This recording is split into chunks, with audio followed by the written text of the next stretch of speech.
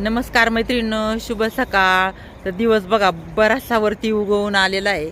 कारण आता वाजलेले आहे ते 9:30 आणि म्हटलं चला आपल्या शेतात जावा. तर हे बघा इकडं आपले कांदे आहेत. कांद्यांना आज ड्रीपवरती पाणी सोडलंय.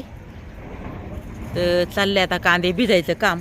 पण त्या कडेला जरा मी डेंगळे लावलेत आणि डेंगळ्याच्या कडेला थोडेसे 4-2 बुचके लावले ते कोथिंबिरीचे. म्हटलं चला ते कोथिंबिरीचे बुचके किती मोठे झालेत बघावा. कारण थोडीशी कोथिंबीर लागते. आज मस्तपैकी सकाळी सकाळी बेत बनवणार आहे मी, कढी, ताकाची कढी. तर त्यासाठी मला कोथिंबीर आणायची आहे. तर बघू आता पुढच्या तोंडाला लावलेली आहे किती मोठी झाली, तर तिथून आपण घेऊ कोथिंबीर. तर हे बघा मैत्रिणी इकडं कांद्यांच्या कडेला इकडं असं थोडीशी लावले डेंगळे. तर आहे थोडं थोडं 2-4 बुचकं लावलं होतं. हे बघा आल्यात मस्तपैकी 1-2 नेते उपटून मी आता. मस्तपैकी हिरवी हिरवी गार कोथिंबीर आहे मैत्रिणी. हे बघा इकडं थोडंसं मेथीची भाजीचं बुचका आहे हा, आणि हा आपला कोथिंबीरीचा. तर एवढा मी उपटून घेणार आहे हा.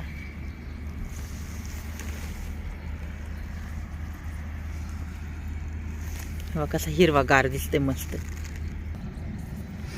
घेतला मैत्रिणी जेवढा पाहिजे आपल्याला थोडासा, घ्यावा का एवढासा उपटून. तर चला मस्त आता आपण कढी बनवू. आपल्याला कढी बनवायची आहे. तर मी कढीसाठी बघा इकडं दही घेतलेलं आहे. आणि आता थंडीच्या दिवसामध्ये बघा एकदम घट्टसर दही असतं मैत्रिणींनो.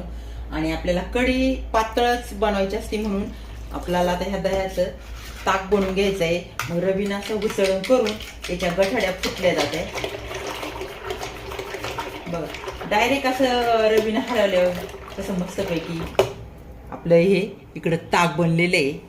आणि आता कढीत आपल्याला काय काय टाकायचं आहे ते मी इथे साहित्य काढून घेतलेलं आहे मैत्रिणींनो. हे बघा एका ताटामध्ये तर हिरवी मिरची घेतली कट करून, आणि आपला कढीपत्ता, थोडंसं खोबरं आणि लसूण ठेचून घेतलंय, आणि कोथिंबीर आपल्या वावरातून आलेली ती कट करून घेतली.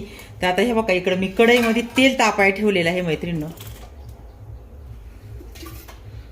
अजून आपण थोडंसं तेल त्याच्यामध्ये ऍड करू. आता तेलामध्ये ना आपण पहिल्यांदा आहे ना मोहरी टाकून घेऊ. मोहरी चांगली तडतडू द्यायची. 1 चमचा मोहरी, 1 चमचा जिरं. आपल्या इकडे छान तडतडती आता मोहरी आणि जिरी मैत्रिणींनो. हे बघा मोहरी जिरी छान अशी तडतडली आहे. त्याच्यामध्ये लसूण ऍड करून घेऊ, हिरवी मिरची, कढीपत्ता, खोबरं सगळं मिश्रण याच्यामध्ये आपण परतून घेणार आहे.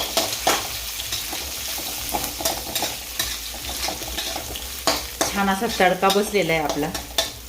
इकडे थोडीशी हळद पावडर ऍड करू. आता हे छान असं मिश्रण परतून द्यायचंय मैत्रिणींनो. इकडे बघू शकताय मैत्रिणींनो आपलं मिश्रणाला चांगली हे सगळ्याला फोडणी बसलेली आहे. त्यानंतर थोडंसं मी हिंग पावडर टाकणार आहे.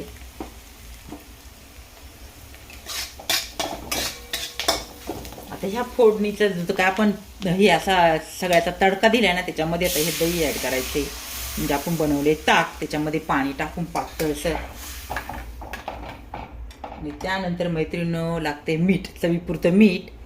तर थोडीशी उकळी येऊ देऊ. आणि आता मी थोडंसं डाळीचं पीठ पण आता खलून घालणार आहे याच्यामध्ये. चला 2 मिनिटं उकळी येते तोपर्यंत आपण पीठ खलून घेऊ. ज्या टोपामध्ये दही होतं ना मैत्रिणींनो, त्याच टोपामध्ये बघा मी थोडंसं डाळीचं पीठ घेतलेलं आहे, 1-2 चिमूट. आणि आता ते मिक्स करते हाताने. आणि मग आपण कढीमध्ये टाकणार आहे. म्हणजे आपल्या कढीला चांगला छानपैकी घट्टसरपणा येतो.